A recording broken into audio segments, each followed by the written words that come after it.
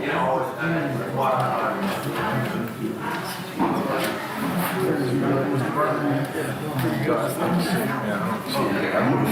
like, he doesn't know.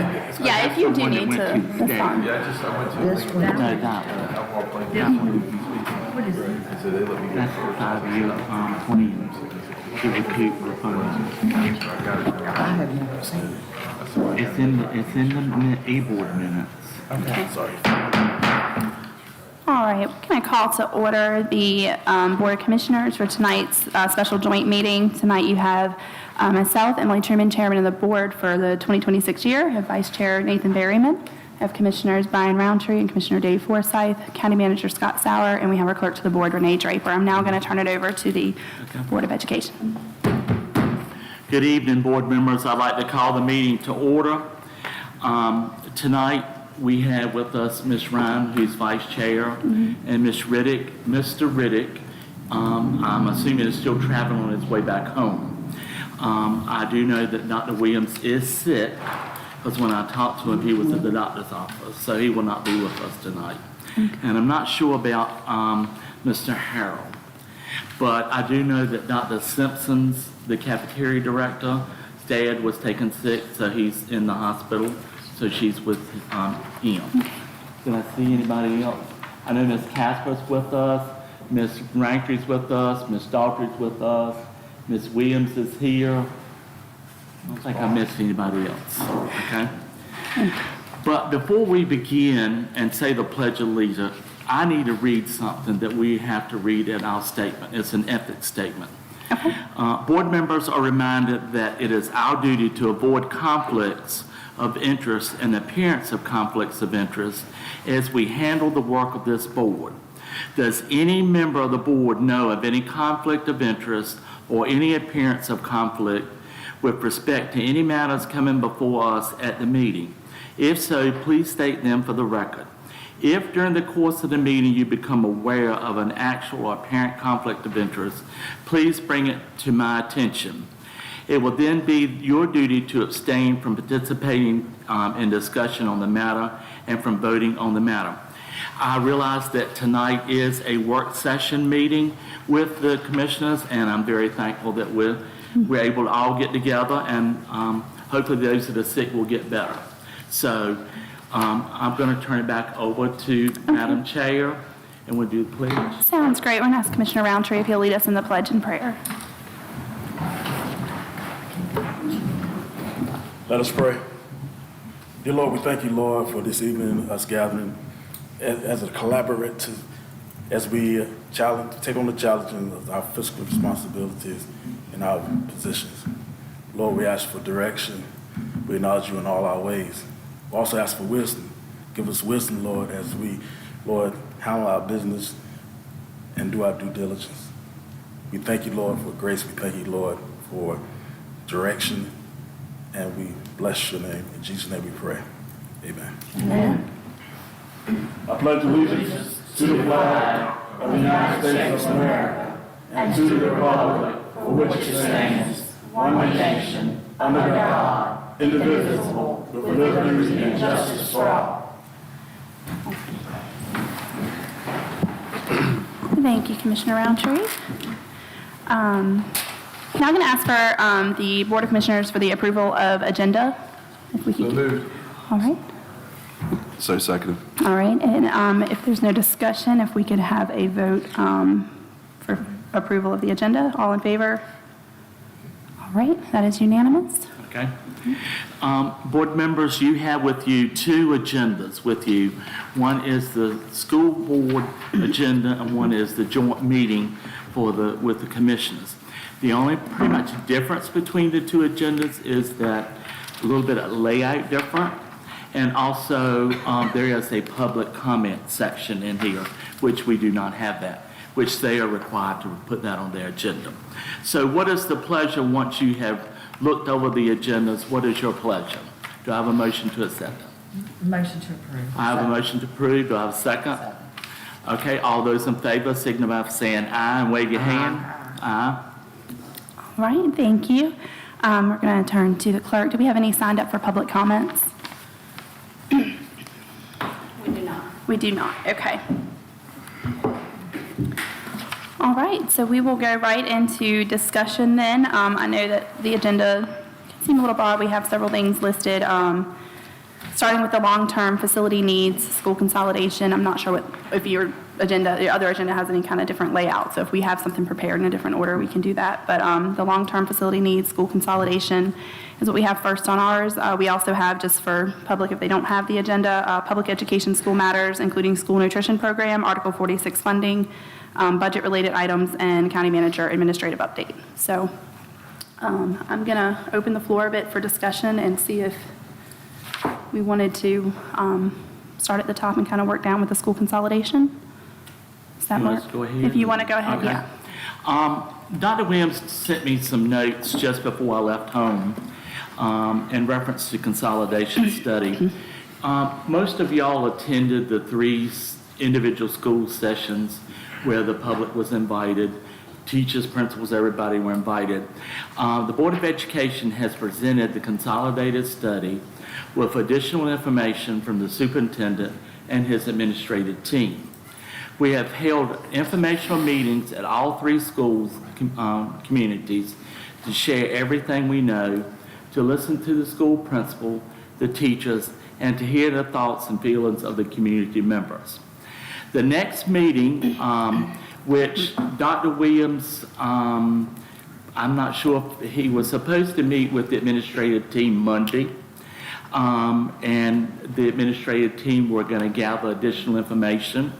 And the next meeting, based on our January meeting, we decided that we would put a notice of day to be announced. And at that, a report will be provided to the Board of Education to include the summary of the remarks made at the informational sessions, survey data, which was done, and the cost for maintenance of the facilities and what would incur in the consolidation. And by the motion by the board, we decided that we would not decide on which school would close until after the March 3rd voting district, because we want to include the your district within that and give them an opportunity to do that.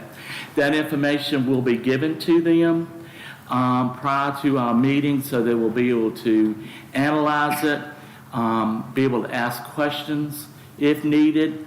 Hopefully, it will be a work session meeting in this month that we will have, and I hope that you're able to attend. It will not be, any business will not be continued, or voting will not take place. It's just an informational type meeting and work session for us, okay? And pretty much, I'm looking forward to it. Sadly, I say that I feel like we do need to consolidate to 2 elementary schools. And with future growth in the county, I feel like we, as a board, need to come up with long-term goals where we would maybe consolidate to 1 elementary school, 1 middle school, and 1 high school school. At the elementary level, we only have 611 students, which represents our ADM for the 3 elementary schools. And we have seen, based on the information, that the 3 schools can accommodate the excess if one of them is closed. And we were very, very pleased with the output of the community, of the teachers, and the principals did an outstanding job. And we as a board are going to get with Mr. Green so he can kind of, I've been here the longest, so I pretty much know the whole demographics of how the schools are set up. But we have some new ones up here that don't know the demographics of all 3 schools.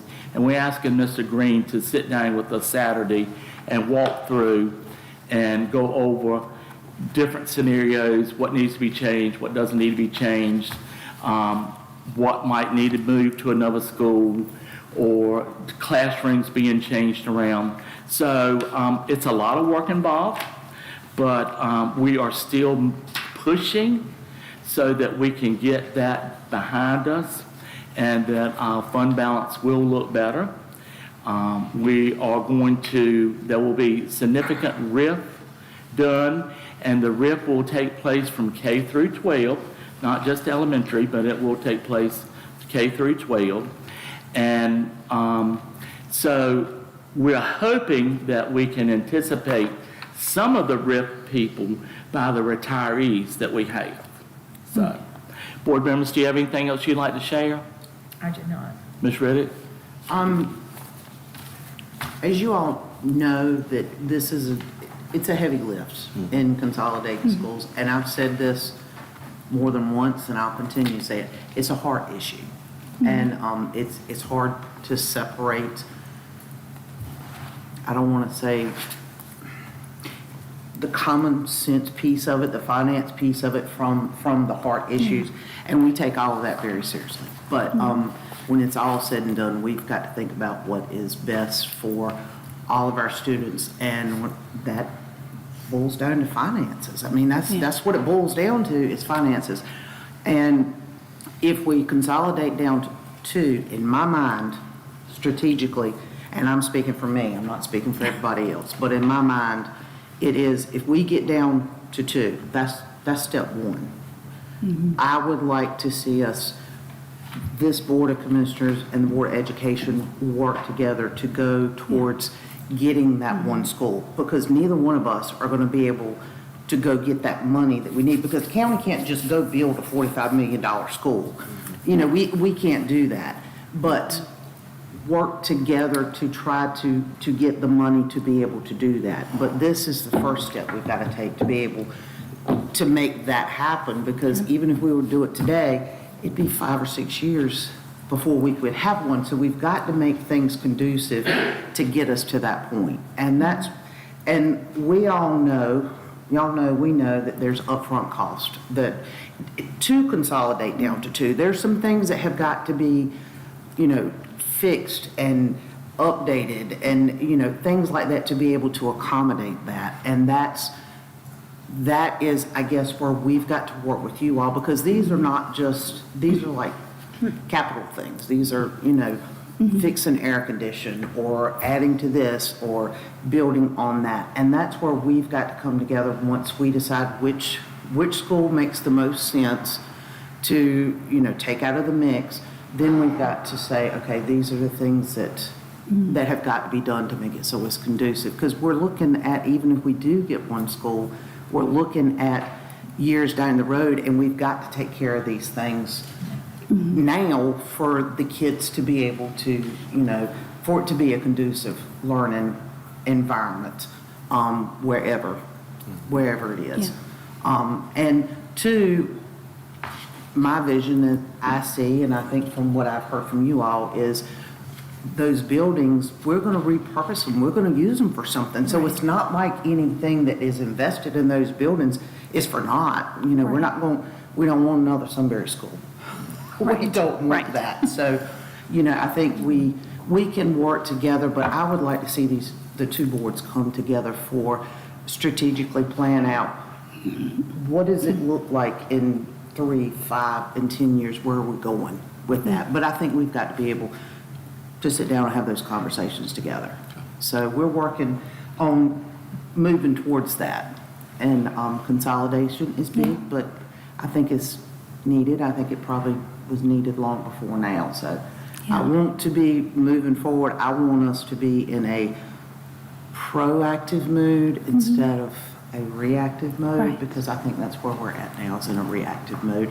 And we can't change that. There's nothing we can do to change anything that was done. You can't undo the past, No, you can't undo that. But we can react to what we've got before us right now, and then plan to be proactive moving forward. So I'm looking forward to us being able to work. And I agree, and I'm going to add, Ms. Riddick is also on the Strategic Planning Committee, myself, Commissioner Roundtree. We have a less active part. It's more staff than not, I would say, participating things, getting ready to go out to the community, those type things. But like you said, if the decision was made to go to 1 today, the infrastructure that has to go into place, the things that happen, you're 5 to 10 years down the road before you're even looking at a new anything. Thankfully, we are making progress toward being able to do that, but it's a long road still. So We also look forward to working together with y'all. I'm going to make one clarification, as it was stated, and I want to put the blame of that on this board and not our county manager. It was mentioned in a public setting, which is the only way I'm mentioning it here, that our county manager had put something incorrectly of a $50,000 cost to the consolidation fee in the audit letter to the state. It was in there. It was $27,900, I believe, was the actual quote. Early in the process, it was stated that it could be up to $50,000, and that's where that $50,000 figure came to. It did not cost $50,000. It cost $27,900. That's correct. But I do want to say publicly, that blame does not fall on our county manager. Our board is required to read that and sign it and catch those things. We did not. So I'm going to take responsibility on us and off of my county manager for that, as his name was the one that was put out there for that wrong. But that 50,000 number was not pulled out of nowhere. It was Right. because that was the figure that was mentioned originally. So just clarification there publicly as it was asked for. Thank you. Thank you. Thank you You're very much. absolutely welcome. Just want to ask, the date of the informational meeting that you mentioned, you don't have that date yet, correct? We do not It's to be have that set, date. okay. It And will be then set February 9th at our February So meeting. February 9th, we'll have the date for the next big informational meeting. Correct. Okay, just want to clarify that. And then you mentioned the decision will be made after the March primary so that the person filling your seat would have Have a apt time to be caught up, which I'm assuming they're following a lot of this now anyways, as they know it could be. But I was just wondering, the March 3rd primary, when is your meeting after that they would be sworn in on? Second Tuesday. Yes. Second Yes. Tuesday? It's not on. So it'll be the 10th? I got a question about that. I was trying to hold off when you first brought that up, Chairman Byram. Y'all have a 4-person board right now, okay? One more person delaying a decision for a month to offer the position. I mean, it's admirable, but I mean, are you sure that the person will accept? Are you gonna wait a month? And what if they say, no, I'll just take office when December comes, like the rest of the crowd, to be part of a new board? I mean, are you sure they'll accept? I don't Well, understand. I believe all three were If whoever applicants. gets elected for your Yes. in March, I'm if they fine. say, I'm due to come in December, I don't really want to take the position until then, I want to be part of the no total board and address it. If that were to happen, do we really want to wait a month for one vote out of, when you already have 4 members that can make a sound decision? Y'all are fully informed, you're going to try and bring somebody up to speed right away that's totally new, and even if they're trying to keep up, they're not going to be as informed as y'all are. I'm just wondering if it really, waiting an extra month to make a decision does anything more than drag the pain out for a lot of people who have a lot of anxiety of when this is going to happen. Well, I think, first of all, we don't have all of the information for us to be able to make a decision. We're not going to make a decision until we have been given all of the information that we've asked for, and we haven't gotten all of that. Some of that is finance, where Mr. Green, the head of maintenance, was getting quotes and pricing and that kind of thing. We haven't gotten all of that. We haven't gotten the survey information and those sort of things. And the 3 individuals that are running, all 3 interviewed for the position and were ready to step on the board then. So as far as them not willing to do it, it's their right if they want to. Yeah. But they were all willing to do that. And by having, my fear would be that with a 4-person board, there's a reason that you have odd numbers, is that you don't end up in a 2-2 vote. And then you're back to the drawing board, and then it just, that eliminates that. You don't end up with a 2-2 vote. Mr. Forsythe, I would just tell you that the general statutes for North Carolina schools is pretty much open, that the board can do a little bit different from what your board can do. And I believe in the December meeting, we as a board voted unanimous of the 4 of us that we would allow that person to come on board in March. They will have to do their oath in that March meeting, and then they will have to redo the oath in the December meeting. Plus, they will have to take an ethics course for before the end's out, and then they'll have to turn and take it again after December they're reelected in there. But we just had so many people to reach out to us that the Ewell district was not being represented. And we just felt like that's the best way we can do and the fairest way. And we decided to do it that way because we didn't want to pick one candidate over the other, and the board here come up with being to the public saying, well, you favored that candidate more than you did the other ones that went to election. It was stressed at the Merchants Mill Pond that they go before that Friday. We had one candidate that did not do that, and then we had the other candidates who did go along with it.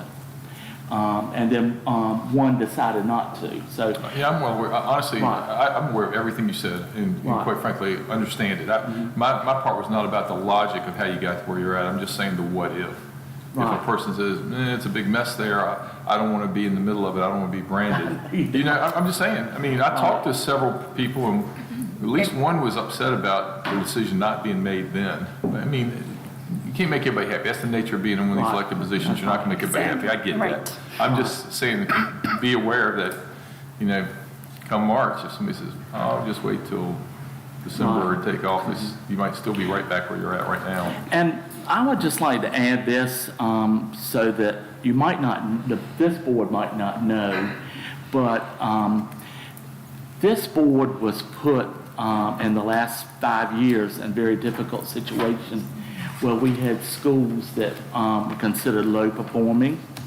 And if they low perform several years in a row, then the state comes in and takes over. We have managed to get all of the schools out of that low performing status. And it took a lot of time, and it took a lot of money, and a lot of hard work. And I think that was our number one feature right there. It's why we didn't look at consolidation earlier. Well, again, we're not here to talk about anything before Yeah. right now. We're in this process right now and how we're going to move forward with it. Gotcha. Again, definitely like we gotta said work earlier, together. nothing prior to now Yeah, needs to be brought definitely, up. the message definitely should be, we have to work together. We have to work together and we have to, Unity. we have to That's go forward. unity. So whatever caused delays before, we're here now. We're going to move forward with it together. I'm going to open up to if there were any other comments or questions. The only comment that I have is that, as it only relates to the consolidation, because I don't want to bog up our time as we get down to other things. Right. But I do appreciate the board taking the time and the effort and the scrutiny, going through, trying to figure out what's the best thing to do for the county overall. Yes, it is a hard issue because I know a lot of people went to those schools and grew up through Gates County and went through that, and you know, they don't want to see their elementary closed, and I understand that side of it. But at the same time, it is a different time for Gates County, and financially, we have to do something so that way we can continue on to give the education to the children that are here today that they deserve. And so I do appreciate that.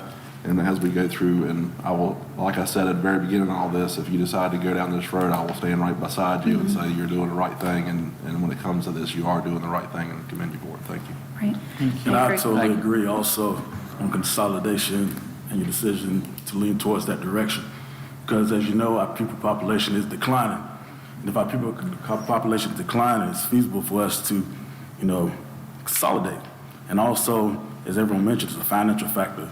It wouldn't be a good fiduciary responsibility if we have 3 schools open and the numbers don't add up. So Right. I agree 100% consolidation. And it is a hard issue, but it's a fiscal issue foremost. So most definitely have our support. Thank you. Yes, ma'am. I just wanted to share that Mr. Green has been, and this is one of the things we're waiting on now. Mr. Green has gone to architects and people with what we will have to do at each school if that is the school that is chosen. He does not have all that information back. But I checked today, and he is supposed to have it by February the 9th, which is Okay. the next board meeting. So we will have that in hand. We've got it on 2, but we don't have it on 3. Okay. Is it still the intent to go into next school year with 2 schools? That's what we're That's what we're hoping hoping. for. Right. Okay. We're going to have to, So will we be privy to the assumptions? So when you retool or prep schools for the consolidation or whatever, I've done this before, you got to empty out a building and what depends on what you're going to do with that.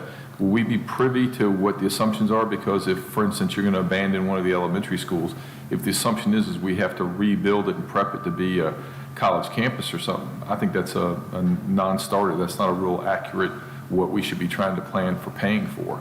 So the assumptions that go into what the expected costs are with the retooling effort, that's kind of important for us to know when we get ready to talk about those costs, whatever costs they've come up with. that is not what I was talking about. Okay. The cost that I was talking about is for the changes within the two schools that are chosen. Just those I two? was not clear. Okay. Right. Yeah. We're looking at, we have the information in all three, what it would cost to put the students at Cooper, what it would cost to put the students at Got it. Buckland, what it would Okay. cost to put them at That's what I was getting at, just want That's to what I know was what talking about. what's Yeah. included in the cost. So the closed school is not at all what The happens closed after, school it's doesn't not have included in any. that? Okay. No. Are you referring to early college? What's that? Were you referring to early college? Yeah, just because that was brought up last year, and we Oh, yeah. spoke with the COA president this week and a couple of the deans and all, and that subject come up again, and the cost of converting a building to a college campus is extraordinary. Not in our And near he stressed future. again that, it's more than $500,000 operating cost a year Oh, to do yeah. something like that, so that's not really a viable option, so I hate for think us to we've spend got- time thinking about that. I think our charge right now is step one, is to get the two schools, and we take care of that. And we have a plan for the other building, but we've got to get the school thing, because there's going to be hiccups and there's going to be bumps. We've got to concentrate on that first. Sure. And then, have a plan of what we're going to do with the other building. But in my mind, it doesn't make sense to try to do it all at one time. Right. It would be Right. that would be the vacant building we'd have plans for, but we got to take care of these things first. So we definitely don't want another Sunbury Elementary. No. Yeah. I remember my oldest daughter, her last class there, and I remember thinking, what are they gonna do here? And over the years, hearing so many stories, and they still go out today, and it's just a sad state of affairs to have It them is. sitting there. It is. So is it safe to say that we are about all we can do on consolidation right now until we have further updates? Until We can we've move got along, okay? further information. All right, well, we will jump down. We'll keep you posted. Okay. We'll keep you posted. Appreciate that, and we'll look forward to the dates on the informational meetings and such. But for now, we will move down to the public education school matters, school nutrition program, and Article 46 funding. If you all want to lead the conversation on the school nutrition program, and then I can pick up with Article 46 when we get to that part, move that direction. You got it? Article 46? No. No, it's the From Dr. school nutrition program and Okay. updates. Dr. Simpson wrote me a note based on the December 31st reports that, by Deborah Doss and Terry Hass, that on December 31st, Child Nutrition had a net profit of $4,321.94, which does not include any county granted money or money sent over from the county. When we analyze the data, we will not be including the county funds, which we allot from 1 year. It is critical that these funds will be used to support the program, because it is an enterprise program for new equipment and promotions within that enterprise. By removing the county revenue, it will ensure the child nutrition is on the right track for future years, and the program is willing to support itself and maintain itself. She gave a sheet here, and basically the participation is somewhat stable in the middle and elementary schools. The high school is somewhat of a major drop, which has created some negative effect on the data if you were to look at it all 5 schools together. December district participation was 66.06%, and Bradford Dang from 74.46% in the November month. Lunch participation was 76.05% compared to 82.60 in November. The labor to revenue percentage as of December 31st, that's the cost of the employees to the labor, represents 49.45%. The meal per labor hour, it was calculated in this calculation. T.S. Cooper and the high school meal per labor hour is below our industry standard, if we would look at that across the state of North Carolina. It is recommended by people within the child nutrition that we kind of focus at the high school on increasing a la carte sales to kind of bring up the high school to a better level so that it does not represent as a negative. We're also looking at food cost to revenue. As of December, the food cost to revenue was 47.04%. Food cost to revenue continues to increase from month to month. The district should evaluate menus and monitor participation compared to those menus. The district is offering a wide variety which may affect food costs due to the amount of inventory needed to produce that meal that they want to do. It is suggested that the district consider 2 or a 3-week cycle of menus maximizing the USDA commodities and continuing to monitor food and also waste. I know that was brought to our attention earlier, but we are going to look into monitoring the food waste and to work with staff members to implement procedures to overcome that waste. The district in January has reprogrammed the Meal Plus to record the SFS meals correctly. This will review January data and will be confirmed. We will work with Denise, she's the lady with the child nutrition, on the December FC1A prior to submitting it to DPI and review the procedures required pricing of catered menus. That FC1A is a report that's sent to DPI, and I believe that's where the reimbursement comes in that, and helps with reimbursement. And keep in mind, Dr. Simpson said she was very sorry she was not able to be here. Her father is in the hospital. And pretty much she did an analysis. I'll be glad, it came to me at late, but if you'd like to make copies of this is September, October.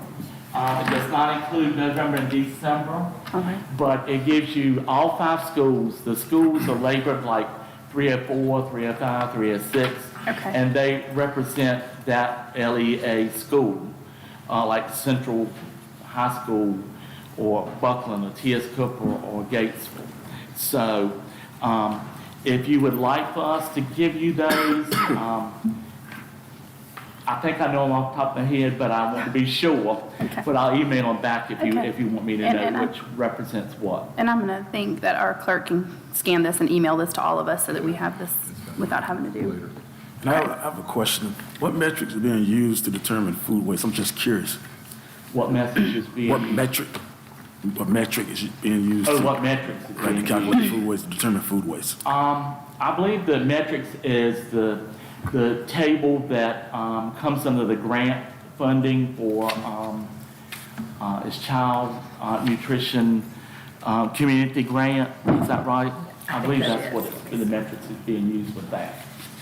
Plus, they have gotten their system organized better so that it can give better and more accurate information as to the commodities that are coming in. And January is the month that they have really are working on a lot of trying not to waste food. So, Sounds, that letter that you read from Dr. Simpson, could that be emailed to our clerk to have sent out to us? Yes. Yes, it's just so we have the information in that. I was trying to write, but it was a lot. Also, just out of curiosity, you may or may not know the answer to this with Dr. Simpson being out right now. The 2 to 3 week cycles, do you know how it's being done now? Like you're thinking that would cut back on expenses, or? it was done in a month cycle, Okay, wasn't it? I'm not sure. I think it was a month cycle. okay. So I wasn't, so you were saying though that you thought it would cut back on expenses if they did a 2 to 3 week cycle? Is that Right. correct? Okay. Right. And here's an extra copy of it. Oh, thank All of you. this is public information. Appreciate it. Yes, sir. Okay? Yes, sir. Thank you. I mean, everything I've stated is public. Yeah. everything we do is public essentially. Right. Should be at least. All right. So yeah, I'll ask if anybody else has any. Mr. Sauer, the earmark that the county put out there for the schools to specifically use for the meal program, do you remember about how much that was? I believe it's 130,000. It is Oh, that's what it was. 130. 130. Yeah. It is 130. So what specifically have we used 130,000 for? Well, what she's going to do is she's going to remove the $130,000 and determine if the child nutrition can sustain by making a gross profit versus a gross loss. All right, And so. that was with feeding when- everyone.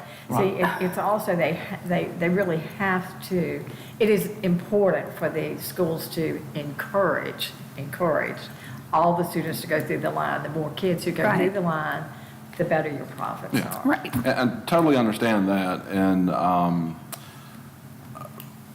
I think it's absolutely phenomenal that they were able to get the federal grant to be able to pay for all of this. That is just absolutely great. I'm glad they did that due diligence and able to get that money, so that way it's coming from that different revenue stream versus the county's money. And way early on, we all sat down and tried to figure out where we needed to be spending the county's money at and all that. That was one of the top 5 things that the board came to us, and so we picked 3 out of the 5, and that was one of them, because we were hearing a lot of people from the community talking about kids going hungry at school and behavioral issues and those type of things like that from them. So that was something that we wanted to make sure that we helped with.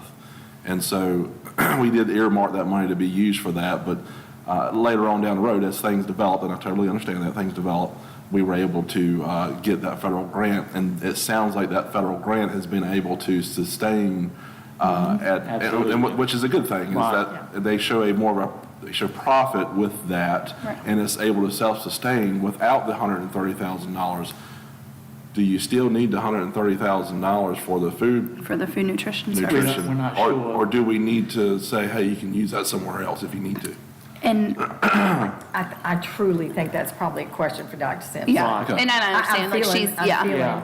She can only saying prep- yay or nay. And she can only prepare so much if, with what's going on, I'd that's like fine. for her to finish the January month. Right. Okay. But that's what I was going to ask, because we are moving into Article 46 conversation next. And the purpose of that, when we had that conversation, was the county cannot pull $130,000 a year and put in for the supplement of that. That would be a 1-cent tax increase. We pulled it from the general fund for 1 year out of the suggestions you gave as a top 5 need.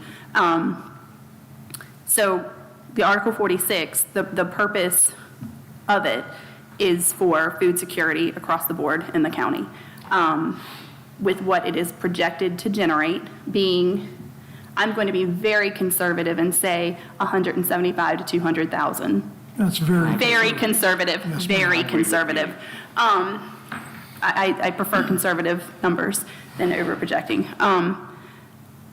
The idea was for that to help sustain the food nutrition program, and then anything beyond that would go to food ministry programs, gyms, backpack ministries. We have several community pantries. Anything that is helping to feed Gates County would be what the overage from the school nutrition program comes into.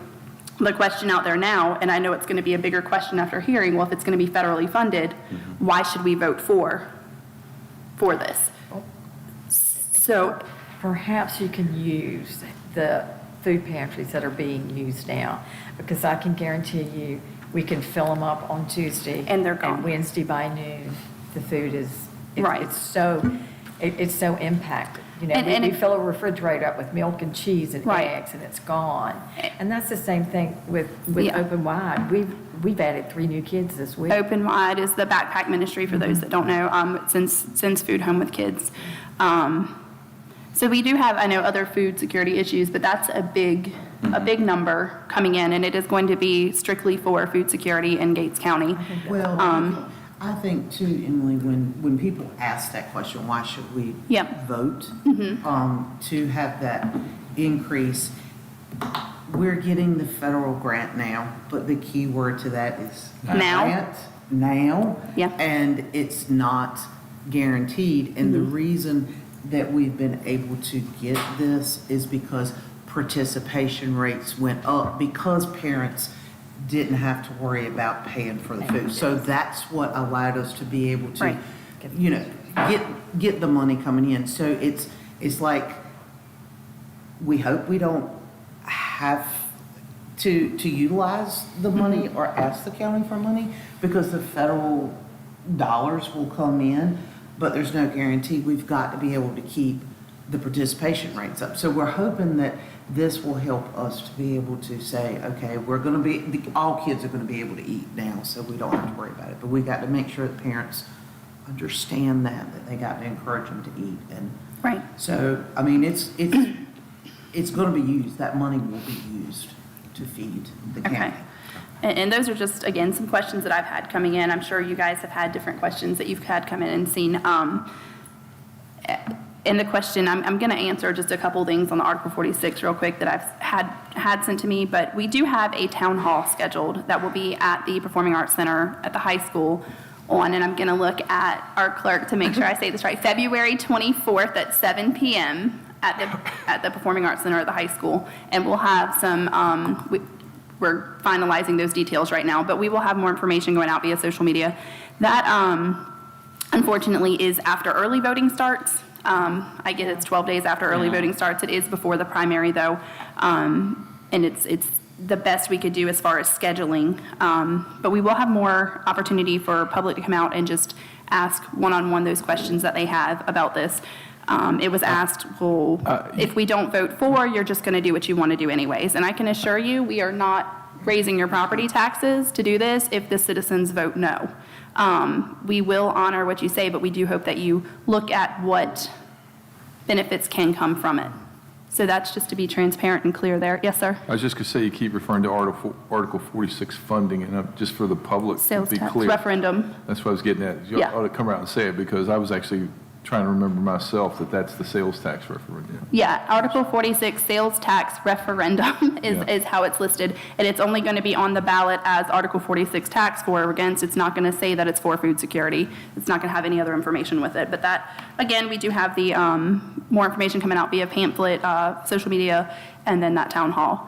May I say something on Article 46? Absolutely. I know the question came up as to why the school system isn't making it more public about Article 46. The school system does not set the tax rate, okay? The county commissions do. North Carolina School Board Association, about 15 years ago, did a pilot program for 3 counties in the state of North Carolina where they wanted for the school to set the tax rate versus the county commission setting the tax rate. That did not go through. It did not go over well. And so we can encourage you to go vote, but we can't tell you yes or no. Right, yeah. We can encourage you to go vote, just sharing facts and information. And with that, it comes, somebody asked me, what is it actually going to cost me for every $10,000 that you spend in the county, not including medicine, gas, and there's something else. That's right. It's $25 for every $10,000 spent. So it seems to me, in my personal opinion, again, you can't tell you to go vote for it. My personal opinion, $25 seems minimal for a $10,000 expenditure in the county. But that's just my perspective. Was there any more? That's a good point. Yeah, so a quarter cent is not a significant number. Was there any, and also point out, if there is a rounding up, in many cases, depending on what the number is, that tax is already being collected, but we don't get it. It's going to the state of North Carolina for other things. It doesn't come back to Gates County.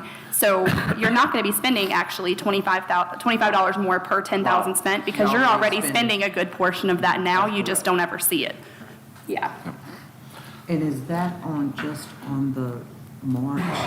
It will only be on the March primary, March 3rd primary. Yes, ma'am. It's not on the November. No, Not on it's November. It will be decided in March, right? That's right. Okay. Just one other thing is related to the earmarks that the county put in our fiscal year budget. There was money that was set aside and sent to the schools for new Technology. workstations, for technology, for, I think they all needed a new laptops for end-of-year testing and those type of things like that. Is all that in place now? Yes. I think they've And, all come in Do now. we remember Mrs. what Smith this is was? working hard I'm trying to bring that all up to date. And we can, he's out of town this whole week, left Right. last week in Yeah, the snow. So, yeah. but we can get him to give you an update. Okay. Because that's one of the things that we're also looking at in terms of what is it, the schools in terms of. Dividing the whiteboard- assets, yeah. The whiteboards, the smart boards, and all Right. those kind of things. So he's got that. All right. Awesome. Do we have any other comments or questions on this? Okay. Okay. All right, did you all have anything else on those two? We have budget related. I didn't know about those two, so we can move on to budget-related items. Okay. So we will have, again, just to mention for public, we're going to do work sessions for the budgets, much like we did last year, where we meet throughout the months of February and March with each department head, each group that we provide funding to for any reason. Board of Education, we are tentatively, and this is just this morning, Renee and I looked down and set down a calendar, so this is not set in stone yet. She's got to check with you all first. We are hopeful for March 25th, it's a Wednesday from 1 to 5, being able to have a work session with the Board of Education again. What was that date again? March 25th, it's the last Wednesday of March, and that reason is, speaking with Mr. Harrell, your finance director, there are numbers that come in from state and federal things at the beginning of March that he needs time to plug in and accommodate for the budget presentation. So, As of today, we don't have a budget. and we still don't have the state budget from last I year know you approved. So we, okay, all right. Take care. Yes, sir. So we still do not have that. I have heard that they're hopeful after the primary it'll pass, so we'll see. Is that just not ridiculous? It's ridiculous, yes. All right, so budget-related items there, but if there are any, obviously consolidation's going to be top of the list there, but if there are any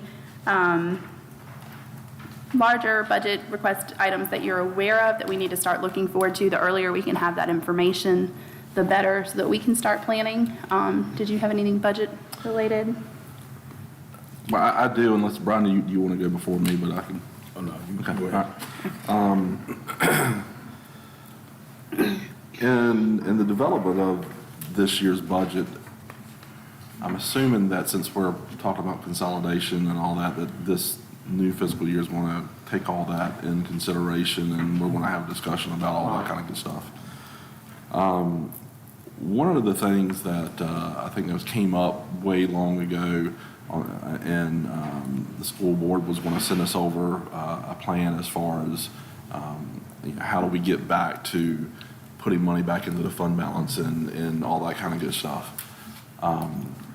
There's been, I guess, a draft that's been given to me, and I've been kind of reading through it and all that.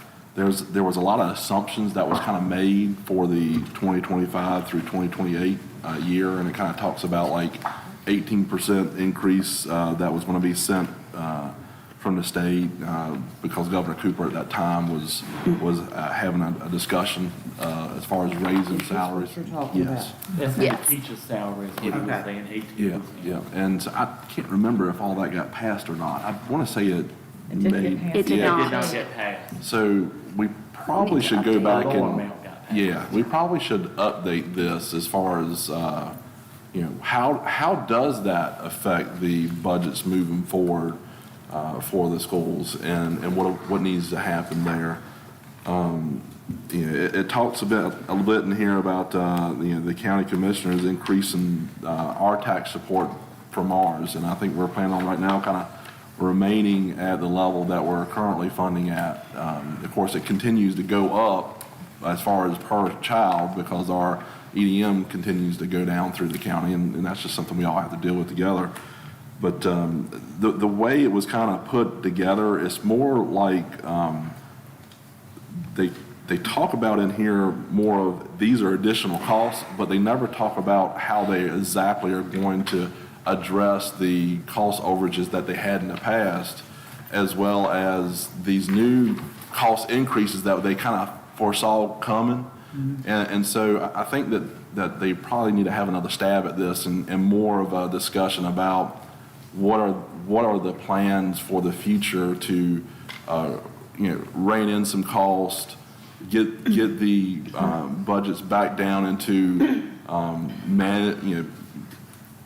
maintaining your fiscal responsibility as far as understanding what money comes in versus how much money is going out, and staying within the budget that's allocated for the money that comes in, and add a little bit to the fund balance. And that's also something that the draft audit report that I saw kind of referred to that, as far as how is it that the county school systems are going to go from pulling out of the fund balance for yearly operational costs to adding money back into the fund balance every year to take care of those rainy day things that may come up along the way. So if they can take another stab at this to kind of more address that and more talk about how they're going to get back to the point where they're putting money back into the fund balance every year, I think that would be a little bit more, a better exercise for us all to do that. But I think we probably would need to do it With consolidation. Yeah, We're yeah, gonna- that Yeah. completely changes a lot of this. Yes. Everything, the Yes. schematics are very different. Can I ask you a question? This is just me speaking. I haven't said anything to any of the other board members. But wouldn't it be really helpful to your board if we were to come up with a budget, basic, all we need, and then come up with, this is some additional perks, and have it separate from the budget that's requested? To give you an example, our EC cost is so high, and we don't get the federal monies to cover the e-cost, exceptional children cost. So wouldn't it be better, because when we met before on last year's budget, we came up with what is truly you actually need, and what is the most important thing that you need. Yeah. And wouldn't it be better if we did that, presented it to you that way? I think it would definitely be better if we can work together to develop it together, Right. and what the county can afford to finance and fund and all that. I would think that that would be a better jumping off point for that. Just like how earlier I was asking with the $130,000 that we've earmarked for, specifically for child nutrition, if it's better use somewhere else. over at the EC program right now, because we got this grant for from the federal government to take care of that, then let's have that discussion. Maybe we can change some language that we. Some language has to be to- changed, each board would Yeah, have to vote to on. to free that up, so that way you can then use that if that's truly more needed at the EC right now than over here in the child nutritional side of things. Let's talk, let's get together, figure out what's the best way to do that, and we can do Right. something like that. I think if we do that versus here's this document like this that we all had to sit down and Yeah, comprehend. Yeah. I think it would be, that would Yeah. be a good way to say, okay, this is the bare minimum Yes. of what we Yeah. absolutely have to have, that the state says, Yep. you've got to provide public education, this Right. is what it's and like gonna we be. talked about before, yeah, break out But that, this is what we need Yeah. to make it better, to make it better than basic, Yeah. I guess is what we're saying. Yep.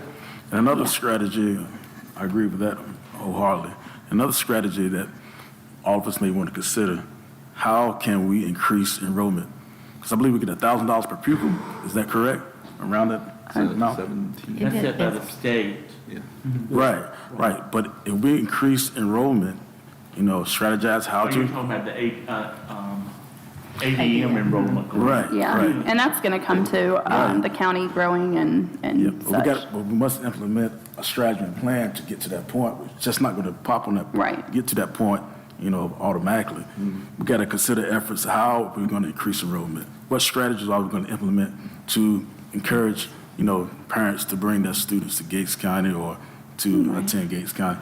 Well- And that's part of the core issue. We have had so many students come from other counties, and but right now, we're in the third year of the Right. moratorium Right. against taking any students from outside the county. Well, I think he means them moving here, incentives for them to But I come mean, we here. used to have a big population of students. They were, the ones that were already here were grandfathered in, but we have not accepted a student from another county. And that was because we couldn't afford some of the children that were coming in. And so we couldn't discriminate, so we just had to say, nobody comes. Nobody. And I think that has been really difficult. I get hit up with, when are you going to get rid of that moratorium all the Right. time with parents from outside the county. And what we can charge Yeah, tuition is limited. is limited. Yeah. Right. It's not. And I I'd mean, we asked that don't have question the before. control You said of- it's state mandated, correct? Okay. State mandates what you I can. Yeah. have a question that maybe Mr. Sauer can answer it. I know like in the city of Suffolk, when they put in for a new development, in that the developer has to include some funding for school support. Is that in Gates County? No, sir. It is not, okay. And North Carolina has, I want to use the term, relaxed some of those development fees Not I a knew lot. you were saying. because they had really become a little bit overbearing for some of the. I was going to say, it's development. actually, we're not permitted to do so, if I remember Yeah, I correcting. don't I asked that believe- question before. For the whole state. I asked that For your question. new I believe state it's in statute. North Carolina mandated that we are not able to do that. Because we had asked in reference to, actually, it wasn't for this, it was for public safety with EMS, things like that. And across the board, we're not able to add any fees to contractors and our developers for Right. those purposes, Right. unfortunately. But I do feel like in the future, in the next 5 to 10 years, that you will see some increase in enrollment. I really do. And Just from the street talk that I hear. Yeah. And that's one of the things that I try to keep tucked in the back of my mind. Yes, our numbers are low now. Yes, we need to consolidate. And nowhere do I think that we don't need to. But when we do that, we've got to keep in mind, what if we have. Right. I don't think we're not going to have like an influx of 300 students at a time or anything like that. I mean, We hope. it's Gates County, but, I've lived here all my life, and I don't want an influence of that Right. much. I'm sorry, but I don't. But we've got to keep in mind that if we consolidate schools, we've got to have the space that if we do get an influx of an extra 50 to 100 students over a few years, we've got to be able to have them somewhere we can handle them until we can get a bigger school built. Yeah. Right. Yeah. So that's one of the things that we've got to keep in mind. Yeah, there's lots of moving parts, for sure. And there's no perfect answer. I mean, that's just kind of where we all, there's not a It's an perfect answer. unpredictable answer. You can't really truly predict it. Do we have anything else on those areas? I have a question that you may or may not have the answer to, and I just thought of it sitting here because we've both been asked, and we hate, again, I say we don't want to go to the past. That 828 a few years ago, it was stated with that, because I've had people ask, well, was it ever paid back to the county? And I would like to just kind of point out, it did state in it that it would be reverted to the county when it has been determined that the North Carolina General Assembly's budget for the biennium 2023, July 23 through June 25, is approved and includes the anticipated increase in small schools, small county funding for 40% or more. That did not pass, is that correct? That's correct. So that It is did not why, and I pass. just wanted to put that kind of That's out there as well. correct. The reason that that was not reverted back to the county was because the way the agreement was written was that it would be reverted to the county when that budget was determined to be approved. Correct. But it didn't pass. And I know you all have been asked, and we have been asked why it wasn't paid back to the county, and we're still in this situation. So that 40% did not pass. That would have allowed for that to happen. All right, were there any other budget conversations that needed to happen now across the board? Either, or from you all, did you have any questions or comments or anything? Okay, then we can move down, if it's all right, to the county manager administrative updates. I'll make this easy. I want to talk about the weather. And I'm not going to try to project, but I'd like to share a little bit about our event this past weekend. Number one, I think we all owe a great debt of gratitude to the Department of Transportation. Yes. Those folks have been working round the clock and keeping the roads clear, putting down the brine. I imagine they're still doing that right now for the coming weekend, but being able to move our people and keep businesses open. We all owe them a great Yes, we dedication. do. And right behind that is the sheriff's office and his staff. His folks were extremely busy during this storm. And as he would, as Sheriff Campbell would call and give me updates, he always finished his report with, those folks at DOT are fantastic, because, you know, he can't respond if we don't have DOT. Tragically, we had a fire in Ure over the weekend. But I think we can celebrate the fact that 20 of the firefighters on their roster showed up. They have a 21-person roster. 20 out of 21 is just really remarkable and says a lot for the commitment of those volunteers. As many of you know, we set up a warming shelter at the community center because the anticipated ice event was such that we felt if there were folks that were nervous and unprepared, if they were to have lost their power, we wanted to be ready. Well, as it worked out, none of the citizens took us up on that. So it was a really good training exercise. And that's easy for me to say because I wasn't there all night. I was there to help kick it off, but I was not there all night.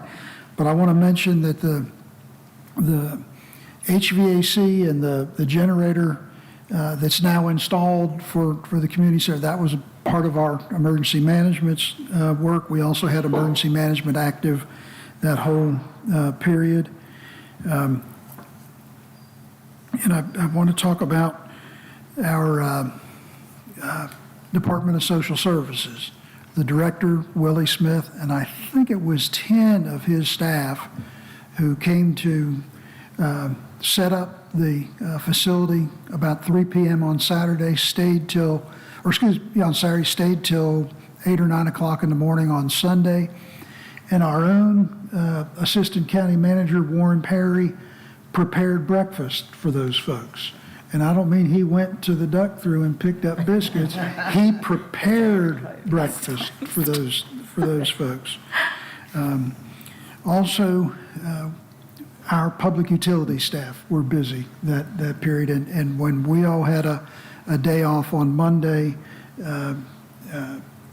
due to the cold, we were fully staffed for public utilities. Another very honorable mention is our Perquimans Gates 911 Center. Again, they keep the communications rolling. And we also had much interaction with the Merchants Mill Pond State Park. So we had I think a very busy and effective training on this past weekend. I'm hoping we don't have to use any of it this coming weekend, but the numbers are scary, and I think we all just need to stay tuned. And I want to say, last and not least, there's a lady against the wall over there who has been our PIO/social media coordinator, who has been putting out updates, information about changes in services or emergency offerings. And I want to say a big public thank you to Renee Draper for that. So your team was working hard this weekend. Yes, they were. And that's all I have. Well, thank you. So I guess this closes. Like we said, we need to work together. That doesn't always mean to everybody that we're going to always agree within our own boards or together across the board, but hopefully we can have something. I look forward to the updates that we have after you have all of the information. I'm hopeful that all of it comes together in a timely fashion so that the decision can be made and put those that are anxiously awaiting, just give them some information so they know what's happening. I don't know that anybody's going to be as terribly distraught when it happens, whatever's decided, as the uncertainty of not knowing makes you feel. It's the unknown. The unknown is scary. So we look forward to when you all are able to make that announcement. If you all don't have anything, we can move to adjourn. Well, I would just like to say something. I would like to thank Madam Chair, Mr. Vice Chair, and Mrs. Sauer for allowing Ms. Ryan and I to come speak to you on Monday night and allowing us to share our feelings from outside. It made me feel better. And I like the fact that we all agree to disagree, and I feel like that will be a more healthier partnership if we do that, and we work together for one common cause, and that's our students. That's exactly Yeah. And I right. do thank Amen. Yep. I do thank y'all. Agreeing to disagree and getting along after is powerful, so That's exactly right. I agree. I appreciate y'all asking us to come. Called Mary. Mayor, Apparently, we're married. All right, well, I guess I will look to our board then for a motion to adjourn.